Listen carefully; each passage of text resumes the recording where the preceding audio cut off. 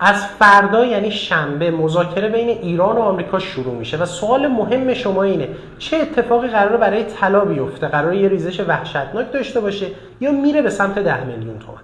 همین الان با اینکه دلار کاهش قیمت داشته، طلا مجدد صعودی شده و به 7 میلیون و 700 هزار تومان رسیده. دلیلش هم رشد طلای جهانیه که به خاطر جنگ تجاری بین آمریکا و چینه. روند صعودی طلای جهانی میتونه تا آخر سال هم ادامه پیدا کنه.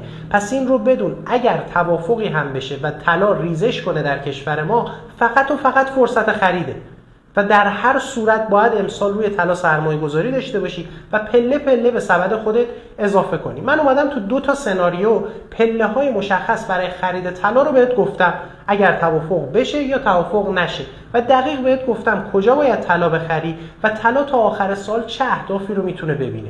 برای دریافتش فقط کافیه این پست رو لایک کنی و کلمه طلا رو توی کامنت برام بنویسی. همون لحظه سیگنال من برات ارسال میشه، دقیق بهت گفتم باید چیکار کنی.